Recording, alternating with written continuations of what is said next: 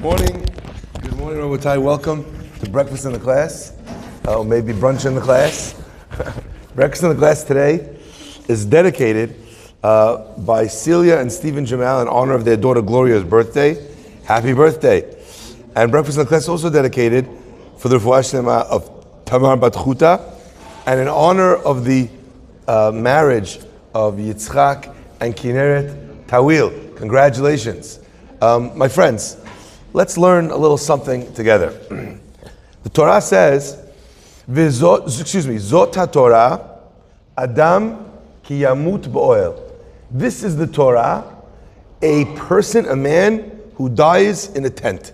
Now, this sentence serves as an opening for the entire segment that discusses the laws of purity and how a person, if they're in the same underhang, if you will, that a dead person is in, they become tameh, they become impure by virtue of the fact that they're underneath the same roof. So as an example, let's say you're at a funeral and they bring in the body and there's the person is there, they're there for the eulogies before they bury them. In that room, everyone in that room is now what's called tameh ohel. They're impure by virtue of the fact that they're in the same ohel. I always thought to myself, what an interesting lesson this teaches us, both the positive and negative. That you need to choose which rooms you stay in, who occupies the same space that you're in, because the people that occupy your space are the people that influence who you are. Right? Do you have friends in school? Right? If you have good friends, right? What happens? Do they have a good influence on you? Yeah, it's a good influence. But if someone is trying to make trouble the whole time, what happens? They try and get you to make trouble with them, right? So it's always very important to make sure that the people you hang out with are people that are good people.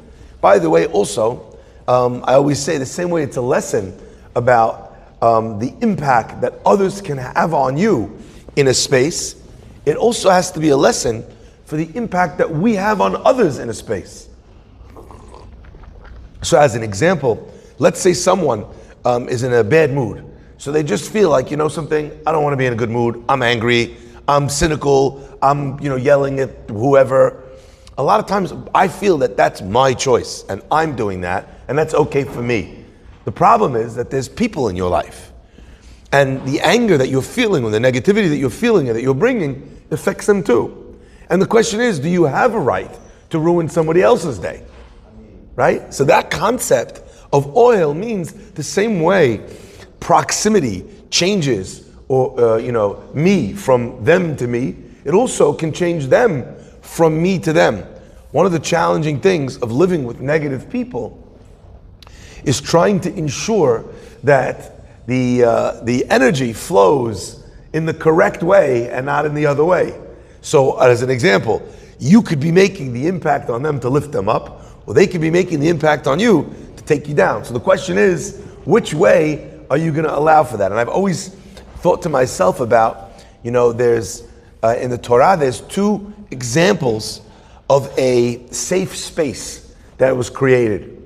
We have an example in the time of Noah, where Noah is in stormy waters, things are crazy outside, but Noah creates a teva, a ark, and he covers it mibayit umichutz, from inside and outside, with pitch. So it's waterproofed from the outside, but it's also waterproofed from the inside. But then we find the same word, teva, also, by Moshe. And Moshe also is put in a safe space to protect him from outside influences. But over there, if you look carefully, you'll see that the insulation is only put on the outside. It's not put on the inside. And the commentators explain that actually Noah is someone who was very keen to protect himself from the influence of an evil generation. And there's no question he managed to do that. So he insulated himself from their influence. But he also insulated everybody else from his influence. There was also pitch on the inside, from the inside to the outside. And what happened with Noah? He doesn't manage to convince or inspire or raise anybody The only people he manages to save are his own family members. That's it. With Moshe, although there was this need to protect the purity of Moshe's soul from the adulterous and evil nature of the Egyptians, it was also crucial and critical for a person like Moshe to remember that his raison d'etre, is his entire purpose for being, was to influence others. So he could not cut himself off. He could not become a hermit for the sake of remaining pure. He could not do that. He needed to be able to be that person. So my friends, to me it's really interesting that when we talk about the story of impurity, and we talk about this tent, Zot HaTorah, Adam ki yamut ba'oel, right? A person who dies in a tent, anyone who's in the tent, yitma. But the antidote to that, the fix of that, as we know, is the korban, the unique example of the parah adumah, of the red heifer. And in the story of the red heifer, the one who is pure becomes impure while rendering the impure pure. So in other words, you have a fellow, he's tameh met. All of us today are tameh met. We've all been in a building, whether we know it or not. We've walked under, if you have a tree that is over a cemetery and also over the sidewalk, you walked under that tree, you're tameh with the tumah of ohel, okay? So we all have that. The person who's now impure comes to the Kohen and says, I need to become pure again. And the Kohen says, no problem. And he does the act of purification with the red heifer. And what happens to the Kohen himself? The Kohen himself becomes impure.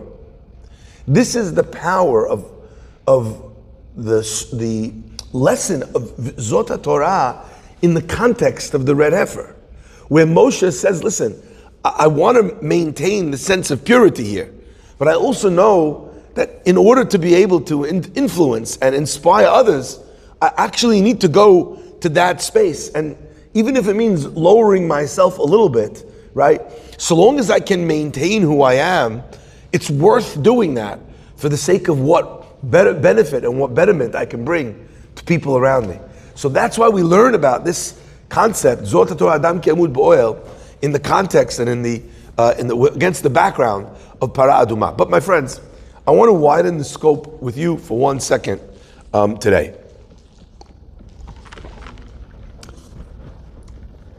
The Gemara says, what does it mean? This is the Torah, a man who dies in a tent, right? He becomes tameh. The rabbis point out that actually the language of the pasuk is a little bit curious. Because really, what should it say? It should say, Zot Torat Adam ki yamut ba'oel. This is the Torah of a person who becomes impure in this way. Zot HaTorah sounds like this is the entire Torah. Why would this one mitzvah be the entire Torah? So I want to read you the language of the Gemara. The Gemara says, En divrei Torah mitkaimin. The words of Torah are not kept, are not upheld, are not maintained. Ela bemi shememit atzmo alea. Only in someone who kills themselves aleha for it. So to learn Torah, a person could learn Torah easily. To study Torah, you can learn Torah, you can study Torah easily. You could listen to a class, you could open up a book. To study Torah, a person could, but to maintain it, it doesn't say en divrei Torah nilmadim, they're not learned. It says they're not mitkayem. They're not kept. They don't stay unless you kill yourself for it. So what is this teaching? You know, unless you kill yourself for it. What do we want? We want some sort of cult-like thing. You gotta kill, you gotta die in order to learn. What's the? And I remember seeing a beautiful pshat, a beautiful understanding. And the rabbis explain that what does it mean, memit atzmo alea? Every person in this world has a level of or an element of atzmo, of themself. But there's been so much studying and learning about what this self, this definition of what is the self. And I think that this is something which is a little bit elusive. There's a famous story about a rabbi who asks a person, he says, so tell me, what do you do? And the guy says, I'm a doctor. And he says, oh, but what do you do? He says, well, I'm a doctor. He says, well, what do you do? He says, I'm a doctor. Rabbi, what do you want from me? And the rabbi explained to me, he said, what a person achieves in this world, in their work, is not really up to them. They might put in max effort and get out minimum result. He says, I didn't ask you what Hashem does, I asked you what you do. What acts are you doing? What are you learning? What mitzvot are you achieving? What are you doing? What are you doing? I always heard that story growing up. I'd like to ask maybe a little bit of a different version of that story. Not what are you doing? I want to ask, if I came to you and said, who are you? When people are dating today, a lot of people, sharchanim, they're putting people together, they ask them for a resume. They say, could you tell me, not for work, but I don't want to waste my time. If it says on here that you are a full-time axe murderer, that's probably not gonna work. I personally don't own a suit of armor, so I don't think we'd be compatible, right? You understand? You find out someone is a rocket scientist and they're super brilliant. And you know what? I mean, you don't have bad self-esteem, but you know that this is gonna be you're gonna bore her to death, because you're not on the same intellectual level. I'm just giving examples, okay? I'm not saying that that's necessarily correct and that couples can't be much smarter or less smart than one another. Happens in my marriage, I'm much less smart than my wife. And we just celebrated our 25th wedding anniversary, right? So it's working out. Maybe I'm too silly to realize, that she could do much better. I don't know but either way, my friends, listen to this, because I think this is very important. People write a resume of who they are. And they'll tell you where they went to school. And they'll tell you about their family. They'll tell you, in this little mini kind of snapshot of who they are, they'll tell you who their brothers or sisters will have married, where they went to college, what they do for work.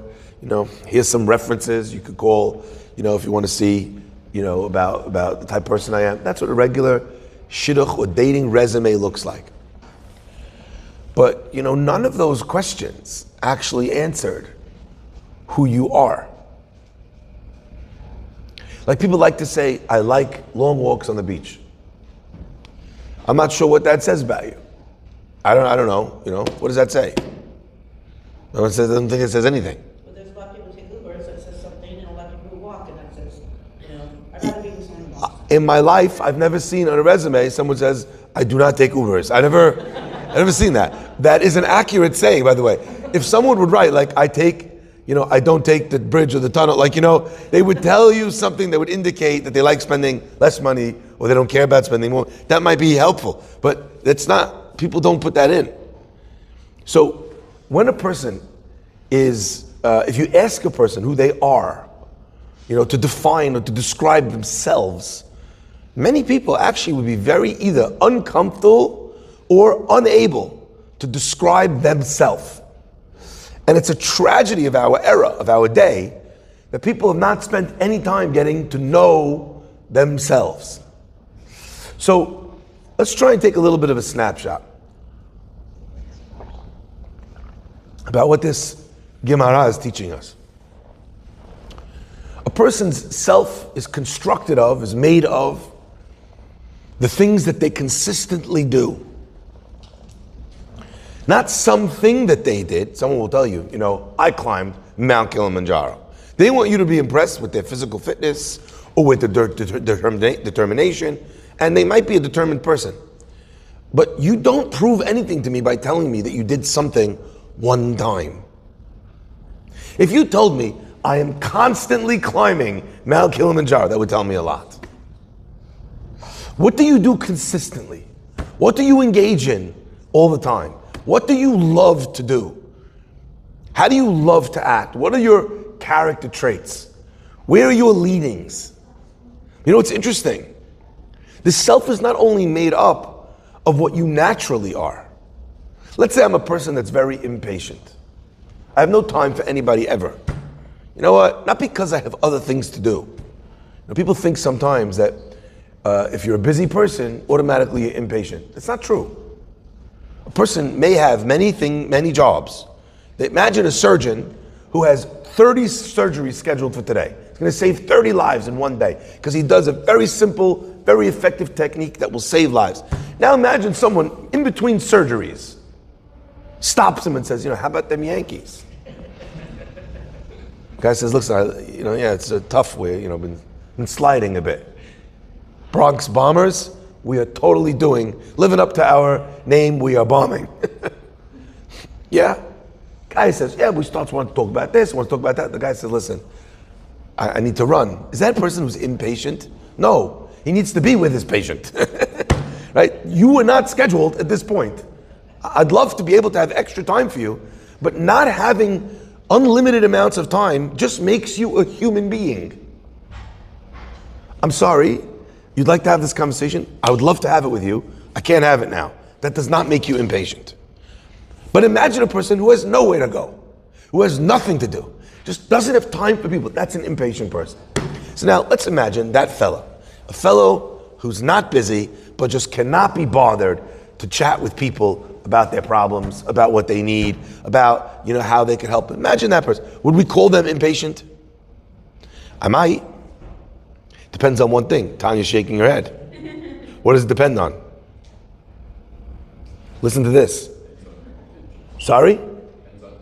Excellent. Let's say I'm impatient. And I hate that about myself.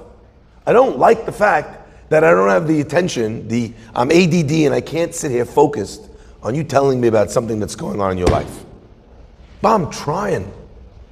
I hung in 50% longer than I thought I could. That's not a person who is an impatient, uncaring person. So the sum total of a person's self is not only the things that they are born with or their natural tendencies. They are also encompassed by and defined by what they're trying to do. Now, just the fact that you don't like that behavior doesn't make you a better person because you want it to change.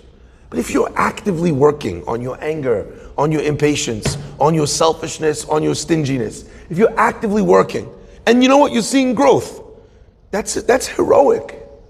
That becomes part of the description of who you are. Why am I saying all this? I think that's what this pasuk is telling us. The pasuk is telling us that if a person wants to be pure, you know what they need to do?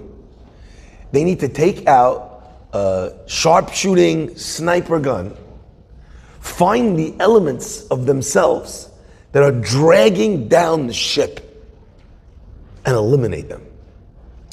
I'll give you an example.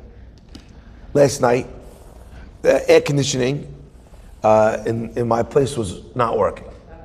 The temperatures are over 90 degrees. Okay, I was baking like I was in an oven.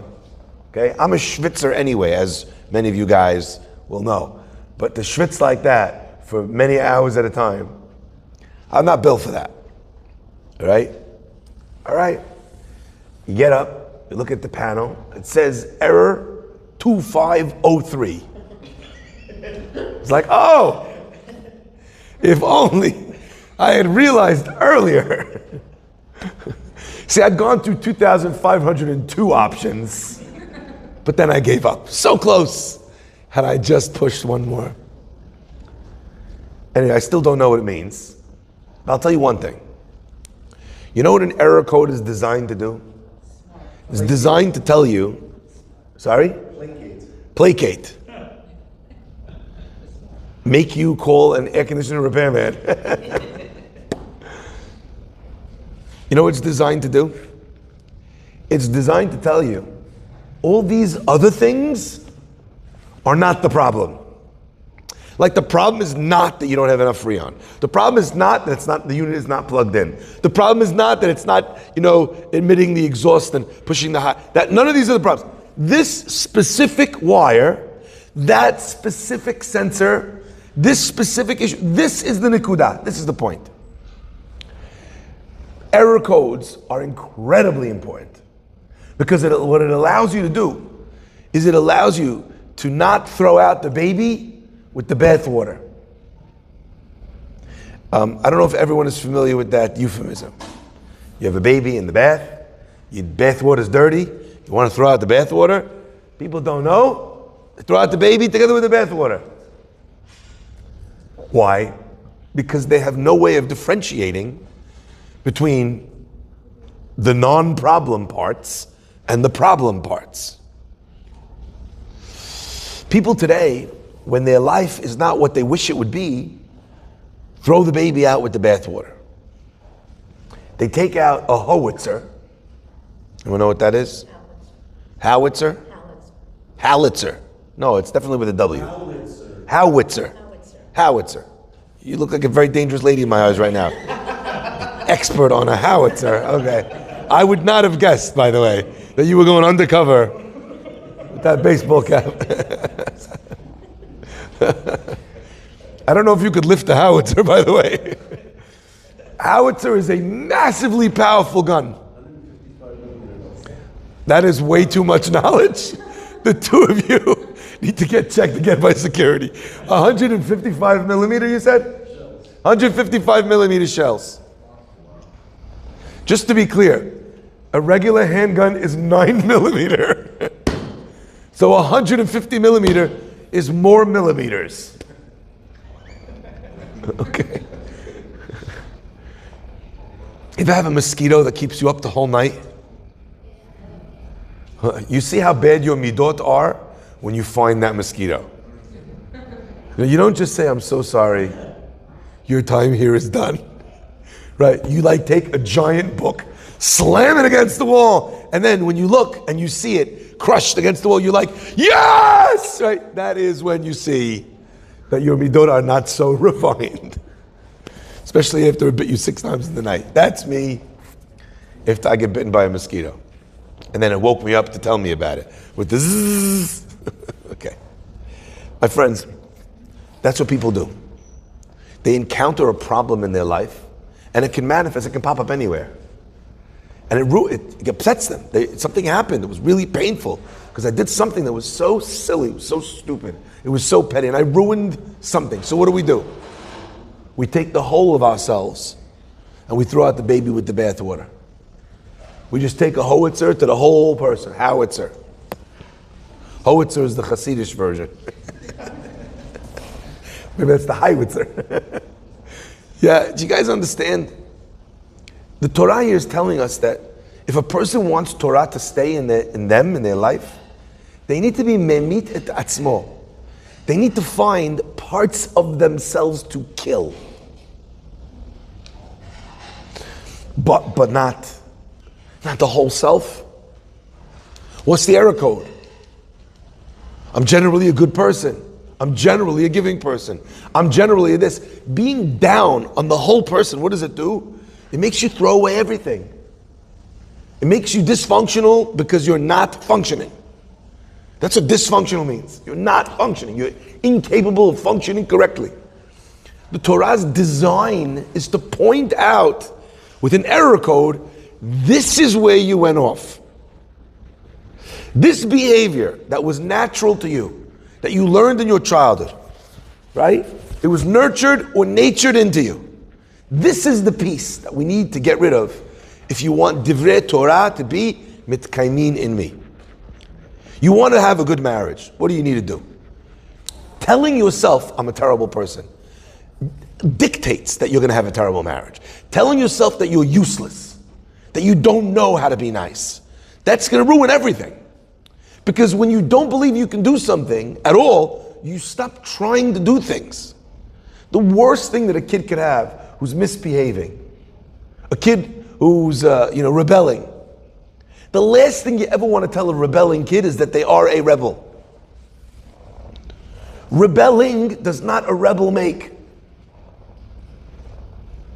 Because then the kid, you know what he says? Becomes a self-fulfilling prophecy. Yeah, I'm a rebel. I'm an insensitive person. I'm just not sensitive.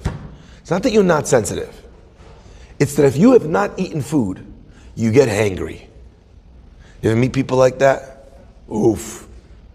There's a certain amount of time they can go, and after that point, if they don't have food, anything triggers them. But being hangry, right? Like the pasuk says, "Lo ra'av lalechem, velo tzam al hamayim." In the time of Mashiach, they're not going to be hungry for bread. They're not going to be hungry thirsty for water. Ki'im l'shmo ad divrei Hashem. They're going to be hungry and thirsty for the words of God. Some people are not hungry for food because they're on Ozempic. They're hungry for power. You know, and if they don't get that power in a deal or in a relationship dynamic, there's so far that they could go and they maintain their veneer of civility. But then one too many times they're not listened to. You know, couples will sometimes say, she's not listening to me. I told him to do this and he didn't do it.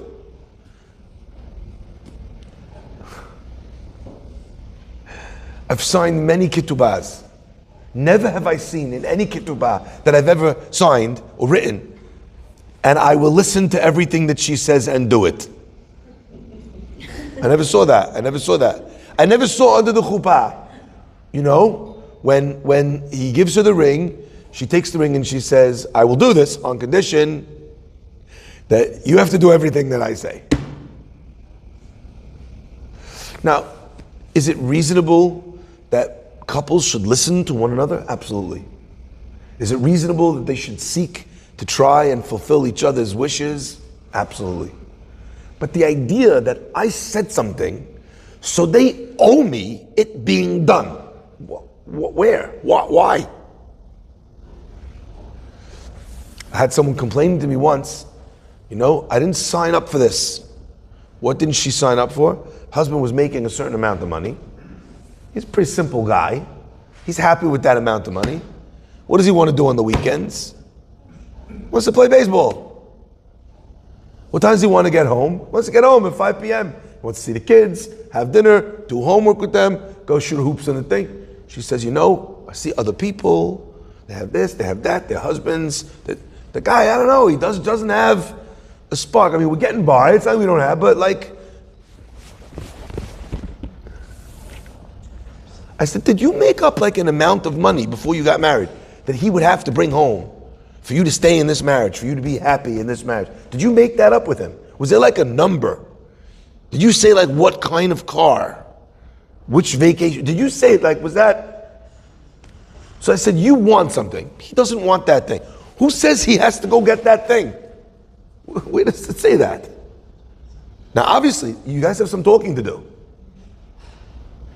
He's not motivated by those things. He doesn't care enough. He's making enough money. The kids are going to school. Everybody has food to eat. Everybody has clothing. You don't have the fanciest clothing. You don't have the Birkin bag. I'm so sorry. 57,000? Is that? It was $57 to make it. That was in the Wall Street Journal. Really? And then they charge whatever they charge. Yeah, I don't even know what they charge. MSRP. I don't understand. I don't understand. You know, this is a bag that could cost as much as a car. A fancy car. Or more, you said? I know, what's the MSRP? Do we know? Can we shoot that in? Just suggested retail price. No, I know. Yes.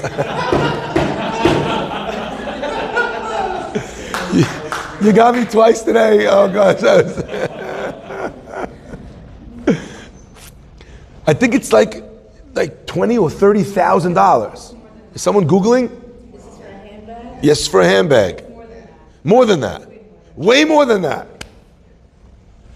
Who set that expectation? And who said that the missing of that expectation means that he's not fulfilling his duties as a husband? I want you to be making more money. Okay. Can be like 90,000. 90,000. Handbag, depending on the leather. Oh, sorry. Let's be clear. It can be 90,000 depending on the leather. Okay. They have now human Birkin bags. Yeah. Probably. Coming soon to California near you. Ay. My friends, this idea is memitet atzmo. You know, at some point, this wife or this husband is going to have to realize that there's a part of themselves that if they want this to work, a little part, small behavior that needs to be taken out behind the shed and killed off. Her jealousy of what other women in the neighborhood have is destroying her family. You know, and what would really make her happy is if her husband worked all those extra hours, never saw the children, but she had that bag, depending on the leather. Do you see what I'm saying? Again, I'm not making fun of someone that wants something. I'm explaining that there are times when there's just a certain behavior or expectation, and I get hangry. Like I was able to deal with it for up until here, and everything was great up until here. I'm able to talk about my husband in a positive way or my wife in a positive up until here. But once it gets to this point, forget it. It's out of control, right? That's usually how we operate as human beings. We don't isolate. We don't identify a problem as it ramps up. People are not getting out of control, slowly losing a grip. You know, where are they? Yesterday, you asked them everything. My wife is amazing. Today, she's out of control. Right? Vice versa. The other way around too. You know, yesterday, he's such a caring husband. It's so nice to see. He cares about the kids. He helps out around the house. He's here, he's present.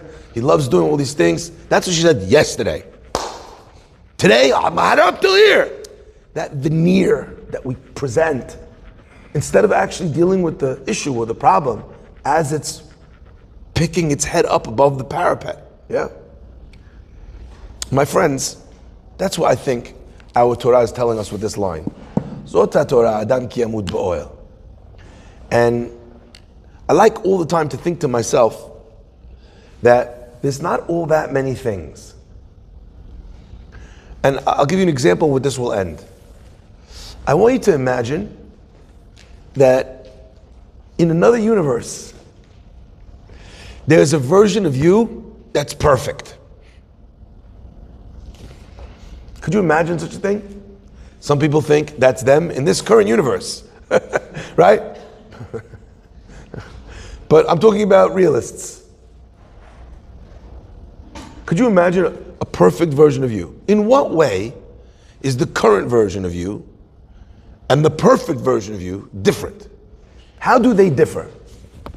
The situations have to differ. If you think that the only difference is the situations, then you're that person that thinks that the current version of you is perfect because you're blaming it on the situations. Error 2503. Error 2503. You can't ignore that it doesn't maybe 100% affect everything, but you were just talking before about a tumor situation in the sense of that you're affected by what you're around. So Yes. it depends on, yes, your being, but it also depends on the situation. Absolutely, you're affected by it. That doesn't change you. You could be affected by the worst things in the world and be even more perfect because of them. To blame the other things is to not be able to hold up a mirror to our flaws. I didn't say would you with a perfect situation. Like you right here might actually be perfect. I don't know. Only you would know that. I don't think most healthy people would look at themselves and say that they're perfect as they are.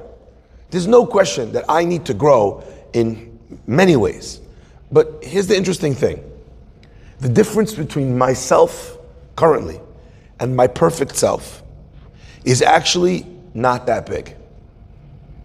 And that's not because of an overinflated version or vision of myself. It's not. I think with most healthy, normal people, they're not all that far off from perfect. There might be 1,000,001 things that they're doing wrong. That if you ask them to, they'd point to this behavior, and they missed this one's birthday, and they didn't offer to help out over here, and they were greedy over there, and they were angry at this, and they don't come to praying on time, and they don't do this. There might be a lot of things that they will notice. But invariably, if you were to track down the root causes of those 1,000,001 things in almost any person, healthy person that I've met, it boils down to a short list of 3, 4. The most I've ever seen in an analysis were 5 or 6 different things, core issues that a person really needs to work on. If you think about yourself that way, and you identify, what are my error codes? You put them on a piece of paper. And you don't try and work on all 6 or all 3 in one shot, but you say to yourself, this year, I'm choosing this one. And by the end of the year, I'm going to blow this sucker out of the water. With a howitzer.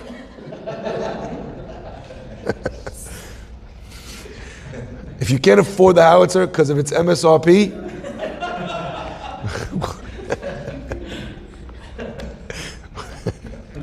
guys, you see about yourself that you have a problem admitting that you've made a mistake. That can be a root cause. I feel, and this is so interesting, that the person, their core issue might not be the mistakes that they make, but their unwillingness to admit that they make those mistakes. Because everyone makes mistakes. But a healthy person, a growing person, is able to say, oof, that was wrong. So that's my question for you. You boiled it down. You got your 6. Now you're at this point where you're at seek and destroy. And slowly but surely, you take one at a time. This is what I'm working on this year. I'm aware of the others. I'm going to try and minimize them, but I know I'm not going to get to everything in one shot.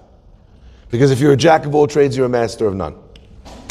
That process is the process of killing off, trimming the fat, and being left with the most beautiful you at the end of it.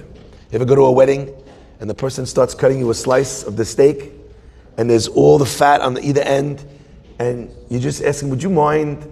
Because you could sit there with your regular knife, or that guy could sit there, and you know what? And he sees it, bam! Sometimes it's only about identifying. It's not hard to get rid of. Sometimes it's not about identifying. It's obvious, the identification. It's all about the... May Hashem bless us to be memit et atzmo in the healthiest possible way, and to create a vessel where Torah can be mitkayem. Baruch Adonai le'olam. Amen ve'amen. Rabbi Chananya ben Akasha אומר, רצה הקדוש ברוך הוא זכות ישראל, לפיכך הרבה להם תורה מתות שניהם.